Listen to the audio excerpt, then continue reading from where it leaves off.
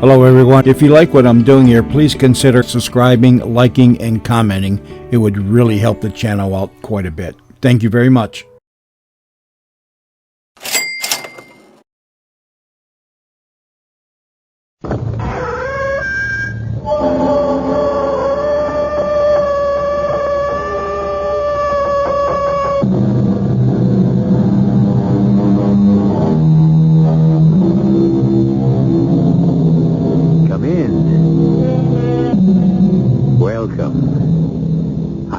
Marshall.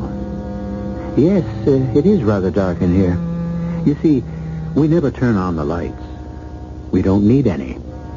At Radio Mystery Theater, all we illuminate is your imagination. But do not be concerned. Although it has been said that when one is alone in the darkness, one hears strange things. Let those who enter these hallowed halls be cursed. None shall look upon the sacred golden cauldron of the druids. A strange voice. A voice from the moldering past. What has a sacred golden cauldron and the strange cult of the ancient druids to do with our story?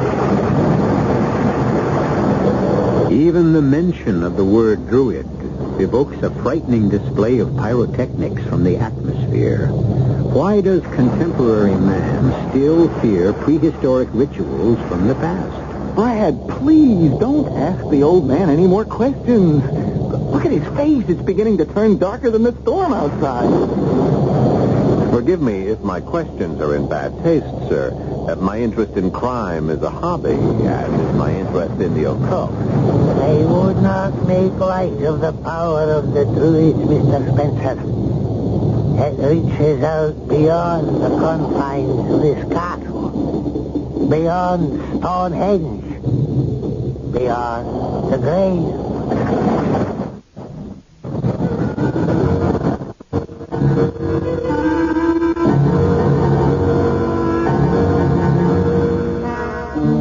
Our mystery drama, The Golden Cauldron, was written especially for the Mystery Theater by Ralph Goodman and stars Paul Hecht.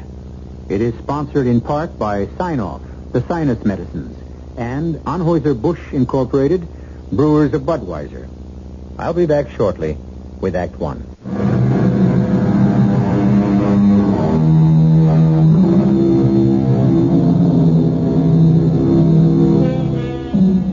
Golden Cauldron? The power of the druids reaching out beyond the grave? In this, the 20th century? Come with me to Albion Castle, a crumbling remnant of the past as it exists today. A storm rages outside, but safe for the moment are two American tourists who have come here for a skeptical look into the legend of the druids. In the great hall of the castle, above the fireplace, there is a graven image of a druid god. There is something hypnotic about this strange carved deity that is being examined by Brad Spencer, a young man who does not frighten easily. And yet, the statue is holding Brad in its spell. Well, Brad, I see you've met the lord of the castle. The likeness of the all-powerful Celtic god. Is that what he looked like, Peter? Well, I've never seen him, but when I guide the tour groups around Stonehenge, that's the face I describe. Looks rather frightening, doesn't he? The tourists love it. Fits the moody climate. Let's change the subject, Peter. Maybe the weather will improve. Don't tell me this druid nonsense is getting to you. No, of course not. It might worry Dennis. You don't know how his childish mind functions. Come to think of it, I'm not too sure how it functions myself. As long as he can earn enough money to afford that brand new Rolls Royce you two arrived in, I'm sure you don't care. That's true. I'm a sponge. Soak up the wealth I find around me. Never work if I can help it. But Dennis is no worse than I am. He didn't earn his millions. He inherited them. I can't wait to meet him. How the tour's going? Jammed as usual this time of year. But I'm beginning to lose interest. Not in Stonehenge. Oh, no. That always fascinates me, just as this image of their Celtic god seems to fascinate you. You may be bored with your work, Peter, but I find this crumbling old castle an endless source of amusement. Amusement? Research, old buddy. You may be interested to know that I'm getting close to the solution of the ancient Albion mystery. Don't tell me you're still checking out that old legend. Legend, Peter? Or fact? You must have picked up a lot of information about the Druids that could be of help in clearing up the strange legend about the tragic death of the Archdruid Albion and his secret love, the beautiful Helen. I wouldn't discuss it here if I were you. Brad, where are you? Here, Dennis. Oh, thank heaven. I thought I was alone in this spooky place. What's going on out there? An atomic blast? Relax, Mr. Wentworth. Just one of our usual summer evening showers. Oh, you know my name? I mean, you had most of it, only you left out the third. The third? Yeah, Dennis Wentworth the third. Don't think grandfather was happy with the first two. That's why he left his fortune to Dennis. Well, not a fortune, but it's enough. I think I'll go back to my room. Now, wait. We're going to have some brandy. Look, I'll be out in a minute, as soon as I change my shirt. Oh, make mine a double. Now to get back to the legend. No need to get the facts secondhand. That old car out there, the one that just pulled up in the driveway, Yeah? it belongs to Siculus. Who? Siculus. Siculus Lothbridge, one of the oldest residents of this area. Some believe he was once an arch-druid himself. You don't say. I'd like to meet him. You will. He haunts this castle. Haunts it? Nice old guy, but he's sort of fanatic. Knew the Albion clan personally, they say. He keeps coming up here in search of the lost cauldron. Lost Cauldron? Yeah, the golden cauldron engraved with the head of a Celtic god. He believes it's buried with the skeletons of Albion and the witch Helen. Now I know I want to meet him. The housekeeper will make the introductions. We're very formal around here. Basil, we have guests. Please attend to the front door. Yes, Mrs. Margaret. Ah, Siculus, so good of you to give this young lady a lift to the inn. Oh, yes, and all this downpour. You have no idea how I appreciate this. Oh, it has been my pleasure. Youth and beauty has always brightened the eyes of the ancient. You mean like the beautiful Helen affected those who looked upon her? Who is this stranger? Don't be angry, Siculus. He's a guest, a visitor from America. He meant no insult. None at all. Mr. Brooke here was just discussing an old Druid legend, and I was... Oh, this is Mr. Brad Spencer. You, of course, know Peter. Yes, we have spoken on occasion. Mr. Spencer, this is Siculus Lothbridge, a respected elder of our community. Most happy to meet you. See to the young girl, Margaret. She is chilled to the marrow. Yes, Siculus. Basil, take the young lady's bags to the upper floor. Oh, just a moment, please. I don't mean to cause any trouble, but my letter specified a room off the Great Hall. We didn't receive any letter. Well, then, how did you know that I was arriving today? Siculus foretold of a third visitor. A young woman, tall, slender, with blonde hair. The man's amazing. All we have is a room on the upper floor. Wait a minute. Would you like my room, Miss... Julie Chandler. Yes, I would, Mr. Spencer. Oh, then it's done. Basil, you may show the lady to my room and place my bags on the upper floor. You're sure, sir, that this is not an inconvenience? Ordinarily, yes, but for an unexpected third visitor, tall, slender, with long blonde hair, who am I to tempt the wrath of fate? Thank you again, Mr. Spencer. Oh, Brad, please. Brad. I'll just hang on to this small bag, Basil.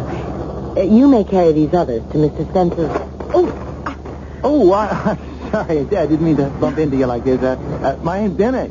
Mine is Julie. You dropped your purse, Julie. Here it is. Thank you, Brad. Oh, I see you two are already acquainted. I was just coming out of my room. And I was going into mine. It looks like you and I are going to be neighbors, Dennis. Mr. Spencer was nice enough to trade rooms with me. Oh, terrific. See you later, Dennis. Yeah. Wow. Beautiful blonde in the room next to mine. Thanks, Brad. Things are looking up. Try looking in this direction, toward the fire. We have another visitor who's not so pretty. Oh, the old man? Yeah, just arrived with Miss Chandler. You're right. He isn't pretty. Wow, what a weird face. Must be over 100 years old. Make yourself at home, gentlemen. And you, Siculus, of course, are always welcome here. Thank you, my lady. I am merely the housekeeper here. With the soul of a lady, nonetheless. Basil will bring some brandy. If you'll excuse me, I have my work to attend to. Certainly. If the fire burns low, please tend to it, Peter. It's the only source of heat here. I will, Margaret. Rather attractive for a housekeeper. She's been looking after this place since Sir Lawrence left. Introduce your friend to our visitor from the village, Brad. Oh, yes, Mr. Lothbridge, this is Dennis Wentworth III. Pleasure to meet you, Mr. Lothbridge. What do you know of the druids? Nothing. Peter here was telling me all about this place. It was tragic about this poor girl, her lover. You mean Lady Elaine? Lady Elaine. The recent murder of Lady Elaine and the disappearance of her husband, Sir Lawrence. No, we were referring to the tragic murder of Archdruid Albion and the beautiful witch, Helen. That happened hundreds of years ago. We speak of that no longer. Lady Elaine was murdered a few months ago. There were 3 murders in this castle? In this room. I'm leaving. Oh, come on, stop being so nervous. I can't help it. Murders, thunderstorms, old castles. They make me jumpy. A young woman was murdered here, right where your young friend, Mr. Wentworth, is standing. Thanks a lot. The police have investigated, but until they find Sir Lawrence... But I don't follow. Elaine's husband, Sir Lawrence, thought his lady was cheating on him. He confronted her. An argument followed. He became enraged and shot her, point blank, through the heart. Death was instantaneous. And the murderer, Sir Lawrence, is missing. Yes, he's still at large. He could be hiding somewhere around nearby in the caves or in the village. Brad, you sure you don't want us to leave? Just when things are starting to get interesting. A poor girl has been foully murdered. Why do you find this interesting? Oh, I'm in sympathy with the girl. But the thought that the murderer is at large, possibly stalking this castle, his castle. This is Archdruid Albion's castle. Yes, sir. As you say, sir. Sir Lawrence bought it for amusement. He is not from this land. He is a stranger to Stonehenge. The foreigner's presence here has defiled the sacred memory of Albion. I gather Sir Lawrence is not liked by the local townspeople. I only blame Sir Lawrence. I have never held malice toward the poor child he tempted, wed, and then foully murdered. She was innocent. She had no other lover. You seem sure of that. When Sir Lawrence was not here, she would often send for me. I would stop by to speak with her. That tragic morning, she sent word. She wrote, "Come tonight. I have something to tell you about Sir Lawrence. It is most urgent." And you arrived too late. Yes. Then it was you who found the body. Why do you ask all these questions? I have already told everything I know to the police. I'm sorry if my questions disturb you, sir. It is you who disturbs me. We will speak of this matter no longer. Well, as you wish. Your reaction is understandable. But you do not seem to be a talkative man by nature. Why have you told us this much? The evil murder has troubled my mind. As I told you, I know the girl's family. Her father was one of us. One of us? One of the townspeople. I also know her mother. The child was most beautiful. Her angelic countenance was known to all who live on these hallowed grounds. Of course, you are referring to the hallowed grounds of the Druids.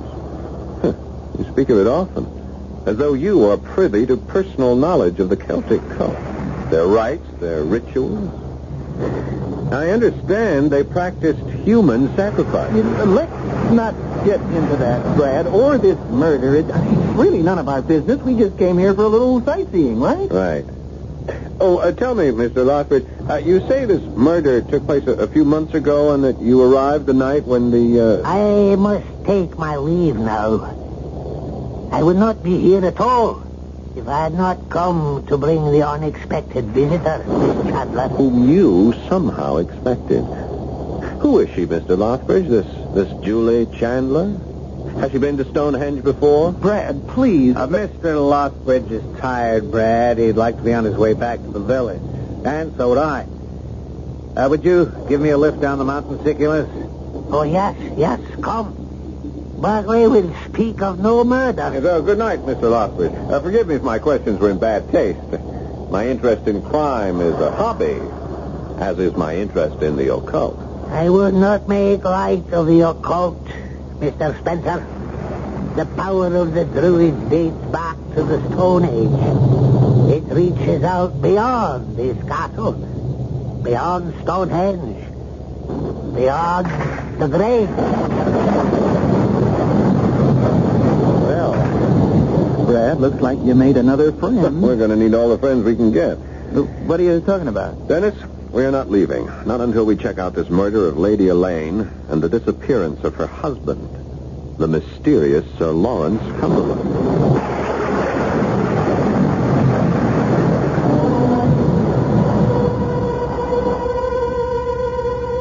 Well, what have we here? 3 skeletons that haunt the infamous Albion Castle. 2 from one century and 1 from this. Perhaps the inquisitive Brad Spencer will enlighten us as to the reason for this recent crime of violence. I, for one, hope he hurries before the trio of corpses turns into a quartet, or a quintet, or a... Well, one thing we know for sure. In a moment, we will be back with Act 2.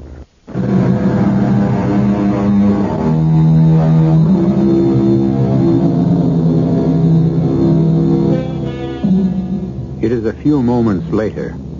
Dennis is still staring at his friend Brad in disbelief. Despite the ominous threat of death, Brad has announced his intention of staying on at the Albion Castle to probe the recent murder of Lady Elaine. The impulsive decision has frightened Dennis. You can stay on and check out these weird people if you like, Brad, but not me. I'm too rich to die. Well put.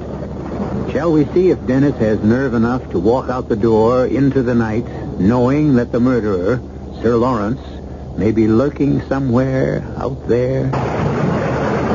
You're being childish about this, Dennis. Yeah, okay, I'm being childish. I tell you, we're perfectly safe here. Yeah, so far. What does that mean? Well, I mean, I have a funny feeling we've been lucky up till now, but if you keep asking questions, These weird people, as you call them, interest me. If you don't ask questions, how do you expect to find anything out? Well, that's what I'm afraid of, finding something out. Once we know something, we're really in trouble. What was that? Oh, relax. That's just Basil with our brandy. Well, where? Oh, excuse me. Sorry, Basil, old man. I moved softly around the old place. I do not wish to disturb people. Oh, that's thoughtful of you, Basil. Oh, I see you've already poured our drinks. Yes, sir. Mistress Margaret is most particular about how I serve the guests. Yours, sir? No. And one for you. I do hope you'll find this to your liking. Thank you. Oh, tell me, Basil, what happened to the dog? The dog, sir? What dog? Oh, I noticed an empty enclosure near the driveway when we arrived yesterday. A dog run. The name Bruno engraved on a metal plate on the wire fence. Oh, the dog. I'd forgotten for a moment. Poor Bruno. It was Sir Lawrence's dog. Oh, what happened to poor Bruno? He died. A lot of poor things seem to die around here. How did Bruno die? We had to destroy him. After Sir Lawrence ran off, the animal howled all day long, refused food and drink, acted strangely. What do you mean, acted strangely? It would no longer enter the castle. Used to sleep there, by the fire. But after Sir Lawrence ran away, it would no longer sleep there. Oh, where did he sleep? Out there, in the courtyard, on Albion's grave. Strange behavior, howling, became a nuisance. Mr. Offbridge prepared a potion of gentle poison. I fed it to Bruna. I thought you said it refused food and drink. Well, by then, it was too weak to resist. The poison was lethal. It just went off to sleep. Never woke up. If you gentlemen need anything else, please ring. Oh, yes, thank you. But I warned you, Brad. You ask funny questions, they serve you funny brandy. Your imagination is running away with you, Dennis. There's nothing wrong with this brandy. If you're worried, I'll drink mine first. Yeah, this is delicious. You sure it's okay? Fine. Go on, take a sip. It won't kill you. Bad joke, Dennis. But drink up. You look like you need a drink. I do. Okay, here goes. Sure needed that. This place gives me the creeps. Yeah, so I've noticed, particularly when I was asking old Siculus a few questions. There's only one person I'd like to ask a few questions of. No? Yeah, Julie Chandler. Did you get a look at that, Chassie? I'm dying to ask her 3 questions. Address, phone number, and if she's married or single. Have another brandy. Yeah, I think I will. The stuff is great. Better make it a double. Why? Here she comes. Yeah. She's slipped into something more comfortable. For her, not for me. Good evening, Miss Chandler. Hello. I must say, you look rather nice tonight.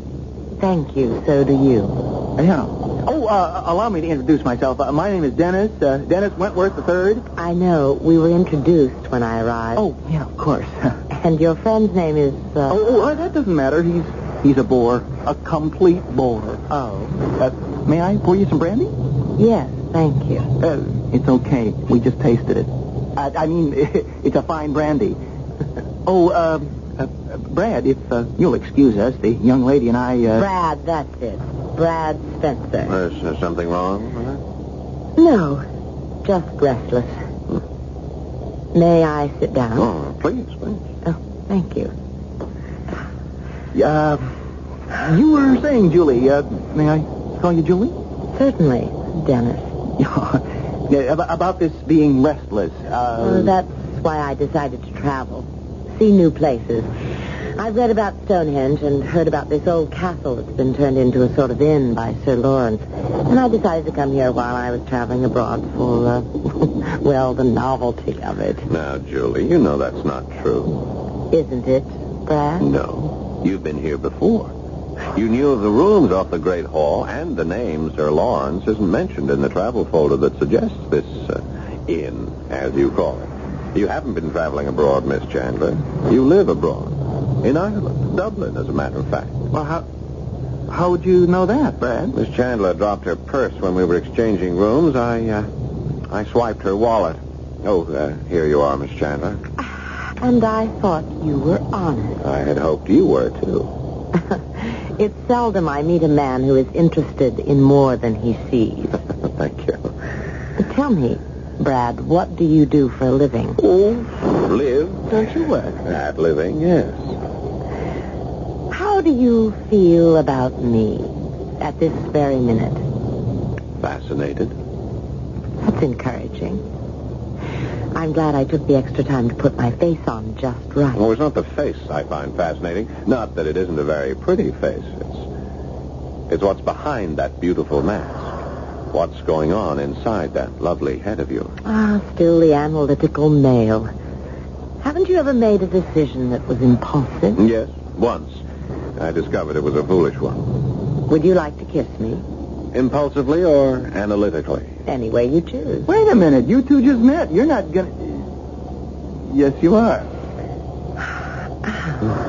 I found that exciting. I find this depressing. Did it do anything for you, Brad? I don't know. Let's try it again. All right. Now, that's what I call a kiss. That was a shot, you fool. The window is shattered. Yeah, it came from outside the castle. Get down, both of you. Whoever that is, he's lurking outside. Sir Lawrence. Perhaps, but how did you know about Sir Lawrence? Well, they told us when... They didn't tell her. The front door. It's opening. Peter. Is everyone all right? Well, I thought you left. We did. Siculus had a strange premonition. Said he felt the presence of Sir Lawrence in the wooded area beyond the castle grounds, so we returned. I could feel the evil nature of the man. Remain silent. The link between the living and the dead is still here, just outside this room. Mr. Spencer, Peter, what is happening? That noise I heard. Well, that was a gunshot fired at a distance of, I would say 100 yards or so from ground level. Ground level? Wow, but you would know that. Simple. The glass was shattered here at this point of entry, just a few feet from the floor. And the bullet spent itself here above the fireplace, just over the head of the druid god. Just took off one of his ears. Sacrilege! May the heavens might revolve and the evil be bound by chains to eternity. Oh, man. I mean, look, let's call the cops and get that guy. We have no telephone. This is an isolated area. The castle was renovated, but it has been impossible to string phone wires up the mountain so that we could have contact with the outside world. Oh, great. That means we're on our own, sitting ducks for Sir Lawrence. If that was Sir Lawrence out there. What does that mean, Mr. Sherlock Holmes? Well, simply this. We aren't sure just who fired that shot as yet. Are we, Basil? I beg your pardon, sir. Now, where were you and Mistress Margaret when the shot was fired? I resent that implication, Mr. Spencer. I'm not implying anything, just sifting through the facts. In that case, I suppose I'm a suspect, too. Oh, I didn't say that, Peter. Well, I was out there with Siculus. If we continue along this line of reasoning, both Siculus and I could No, perhaps one of you, but... Mr. Lothbridge, did you let Mr. Brooke out of the car before you reached the driveway? Yes. I felt a presence. I could sense something was out there. Mr. Brooke asked to be let out so he could look around. And you two separated? Yes. And then you heard the shot? Yes. I see. Well, then you are right. It could have been that. No, I never said that. Nor did I say it could have been Basil or Mistress Margaret. Mr. Spencer, we are not amused. I am. Intrigued. And innocent, of course. Can you prove it? I was standing right here next to you when the shot was fired. What about the gun you carry in your purse? You'll find it's not there anymore, Miss Chandler. What? You're right. It's missing. How did you know I had a gun in my purse? If you recall, when we exchanged rooms, you dropped your purse. I picked it up. As I handed it back to you, I noticed it was rather heavy and felt a slight bulge, the outline of a snub-nosed .38 revolver. You are observant. And this spent bullet, embedded here in the wood paneling above the fireplace, came from a .38. Quite possibly your gun, Julie Chandler. I must say I'm impressed, Mr. Spencer. Well, then, that leaves just two of us who aren't suspects. You and me, Brad. Unless you suspect me. No, Dennis, you're safe. Then you are saying that one of us may somehow be involved in this incident. I'm sure the man is joking. I, for one, care not for a man's jokes. And I say to you again, beware, ye who enter Albion's castle. Those of you who would mock this uneasy resting place will perish among these ancient stones. This is holy ground, coveted by the Celtic gods. Agreed. But in case the druid god forgets to covet this place, I suggest we send someone for the police. He's right. We should not wait another minute. All right, then it's settled. While the others remain here in guarded silence, one of us will leave immediately and inform the authorities. One of us. Yes, Peter. But who?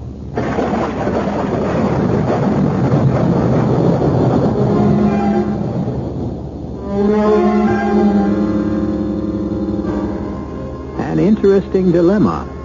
6 souls trapped in the remains of a crumbling druid castle, held prisoner by their fears and suspicions of one another. Can Brad Spencer unravel this web of deceit?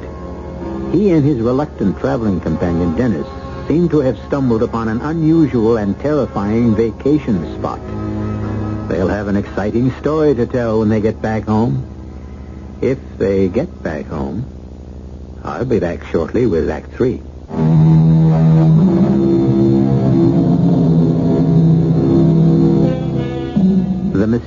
shot fired at Brad Spencer has aroused his instinctive suspicion of those around him. It seems Brad is by nature an inquisitive man, a man who asks questions, perhaps too many questions. However, the shot that narrowly missed him and the spent bullet that embedded itself into the wall does not seem to disturb Brad. Let's find out why. Did I hear you right, Brad?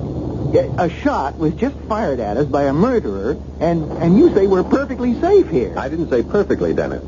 If that shot was fired by Sir Lawrence, we are safe. But it was fired by someone in this room. I resent that accusation, Mr. Spencer. I have warned you all, but you would not listen.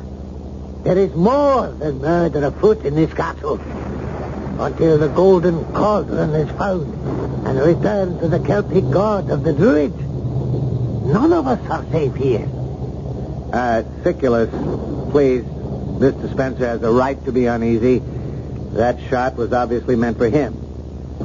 But it was fired by Sir Lawrence, Brad. I can vouch for these people. It had to be Sir Lawrence. If you're right, there's no need to panic. I still don't see why. That shot wasn't fired to kill anyone. It was meant to scare us. And notice how flattened out this spent bullet is? Yeah? It was fired from close range, almost as close as the shot that killed Lady Elaine. Well, maybe Sir Lawrence missed. Yeah, not likely.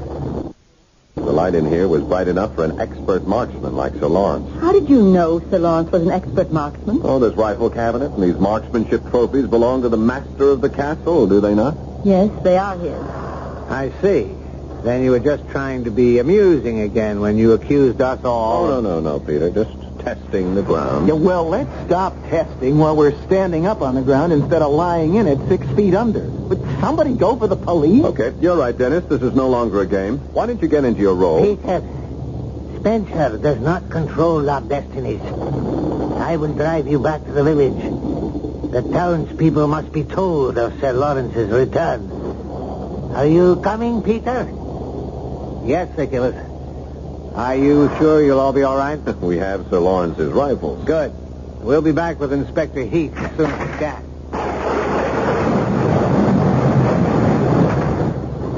If we have your permission, Mr. Spencer, Basil and I will secure all doors and windows from the inside. Come, Basil. Yes, Miss. You are an interesting man. I just love the way you put 2 and 2 together. Now, let's really put 2 and 2 together and see if we can come up with one suspect. The man who fired the shot. Then you believe it was a man and not me. Julie, you were standing here right next to me when the bullet came crashing through that window. That's right. But you're confusing me. You did say the shot came from my gun. Or another 38. But let's take one thing at a time. Consider the dog. The dog? Bruno, Lawrence's dog. Basil said it howled all day long after Sir Lawrence disappeared. They had to destroy it. Basil poisoned it. I don't trust that, Basil. Yes, but why did it howl? It was Sir Lawrence's dog. Why didn't it run off, go searching for its master? Well, maybe they had it chained up. No, Dennis.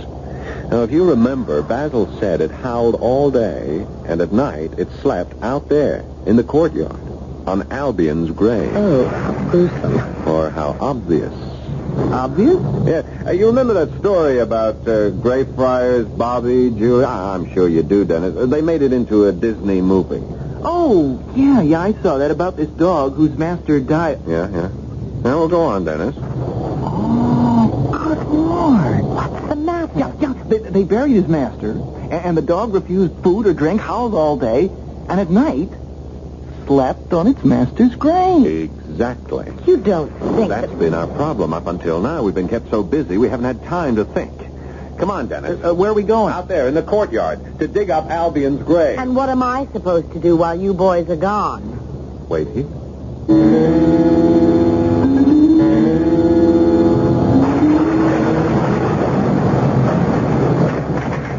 Are you all right, Julie? I am now. It's almost midnight. You've been gone a long time. What did you tell Basil and Margaret while we were gone? I didn't see Basil or Margaret. This place has been as quiet as a tomb. No, don't mention that word. Then you found something out there at Albion's grave. Yeah, we grabbed some shovels from the garage. Yeah, and, wait, Dennis. Keep your voice down. We still don't know whom we can trust around here, and that includes Julie. Me? Well, you know all about this castle. You're familiar with the rooms, the grounds, and you've met Sir Lawrence, too, haven't you? Yes. What did he look like? Did he have a rather large mustache, long sideburns, and a prominent scar on his face? Yes. Have you seen a picture of him? No, we just saw him. Him? He's buried in Albion's grave. Oh, no. Yeah, we only had to turn over a few spadefuls of soft earth, and first his hand came through, and then the arm, and then his head. Yeah, it was a hurried job. I can't understand why they never moved him. You said they. Do you think there was more than one murderer? Well, there might have been. But Sir Lawrence was a rather large man. At a dead weight, it would take 2 or even 3. 3? I'm just guessing. Yeah, yes. would you mind if we just said 2? Basil and Margaret. No motive. They'd have nothing to gain by killing Sir Lawrence or Lady Elaine. At least nothing we know of at the moment. No, whoever did it was desperate. Took a lot of nerve to bury Sir Lawrence in Albion's grave. They knew no one would dig it up. Not in this town. Except 2 tourists like you and Dennis. Wait. What if Sir Lawrence didn't kill Lady Elaine? Well, it's ridiculous. Everyone said that... Everyone in this household. And the old man Siculus. But what if someone, the murderer, used a trumped-up quarrel between Sir Lawrence and the Lady Elaine to murder her and make it look like he ran away? Hey, this girl's not only beautiful, she's got brains. Then whoever it was might be watching us at this very minute. Yeah, we're back to Mistress Margaret. Perhaps. Think about it. She doesn't seem too unhappy about the death of the lady of the house. With Lady Elaine and Sir Lawrence both out of the way, this house can be run the way she wants it to be run. Yes, temporarily, perhaps. But eventually, she'd have to give it up. And you own it. She'd have no rights. Both she and Basil could be asked to leave. Isn't that so, Julie? Well, don't confuse me, please. I'm new at this. Well, keep on thinking or we won't be old at it. No. There's something else going on here. Something we haven't thought of. You're right, Brad. May I fill in the empty pieces of the puzzle? Peter. How did you get in? Brad just bolted the front door from the inside. I let him in through the servants' quarters. Stay where you are, please, all of you. This is her gun I have in my hand. Then you were the one who took that shot at me. I'm afraid so. And you were right. I have no intention of hurting you and have none now. If you cooperate. Well, we'll cooperate. And you were the one who... There's no need for further deductions, Brad. You and Miss Chandler were getting so close to the answers, I don't mind telling you what happened here. Oh, well, please do. It's hard to believe a good friend of mine has turned into a murderer. We don't have to tell them anything, Peter. That's all right, Margaret. We'll be on our way in a minute. There'll be no witnesses. You're not going to kill us, too. Quiet, Dennis. I would like to hear the answers to these questions that have been bothering me. I hate to die an ignorant man. It may come as a surprise to you to know that we didn't kill Lady Elaine. Sir Lawrence did. They'd been quarreling when Peter and I rushed in about his infidelities, not hers. He had just shot her. She died instantly. I struggled with him for the murder weapon, a .38 like this one I'm holding. And he died in the struggle. Margaret helped me bury him. Siculus and Basil were in the village that night. They knew nothing of what went on here. I believe you. Well, I'm sure you do, Brad. But you don't, Dennis. Nor do you, Miss Chandler. And a jury won't. But if Brad trusts you... wasting your breath, Miss Chandler. Peter and I have talked this over. We've decided to trust no one except each other. You and Margaret? It's been that way for some time. Sir Lawrence is dead, and I can't be here when the police arrive tomorrow. There'll be too many questions to answer. What have you done with Siculus and Basil? We left them tied up in the wine cellar. After we leave, you can release them. All right, let's have the keys to your car, Dennis. The keys? To my brand new Rolls? Siculus' car broke down as we reached the driveway. It can't be driven any further. Yeah, but if you take my car, how do we get out of here? That's the idea. Give them the keys, Dennis. Okay, if you say so. Here, but drive carefully. I love that car. Let's get out of here, Margaret. It'll soon be daylight. I'll be happy to be rid of this awful place.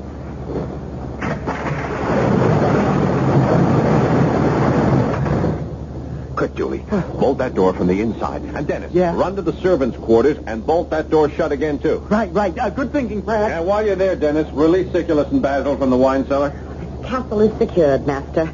But why all the precautions? And why do you have that I've got 'em where I want 'em look on your face? Just come to the window and listen. It sounds like our culprits are having trouble starting Dennis's car. Is the engine missing? No. But this is. What is that? The coil wire to the distributor. I removed it when Dennis and I were in the garage. The car won't start without it. You knew Peter and Margaret would not be able to get away all along. But I had to give them a chance to make it their decision. None shall escape this castle of eternal death. Ye shall pay for your sins. Sounds like Dennis released Siculus and Banton. This calls for a drink. Right, Julie, but keep away from the windows. Peter still has your gun, and he must be getting angry by now. I don't blame him. Margaret is beautiful, but having to spend a night in the garage until the police come is nowhere near as romantic as spending the night by the fire with you. Until the brandy goes.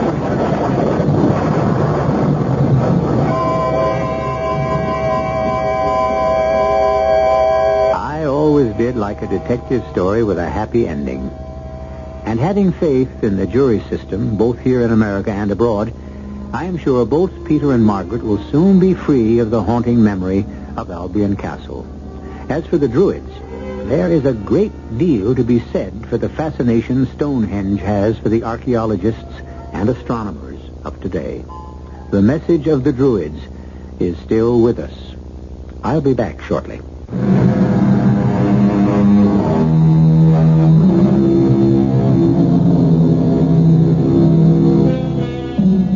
We hope the story you just heard will not cause any embarrassment for the travel agencies in your city. I do hope you will control your urge to rush first thing in the morning and make reservations for a stay at Albion Castle, overlooking the magnificence of the ancient temple of Stonehenge. Don't misunderstand. Some say the castle is still there, but the price is rather high. To quote our good friend Siculus Lothbridge, "Let all who enter these hallowed halls in mockery pay for this transgression with their lives." Our cast included Paul Hecht, Patricia Elliott, Clarice Blackburn, Robert Dryden, and Russell Horton. The entire production was under the direction of Hyman Brown.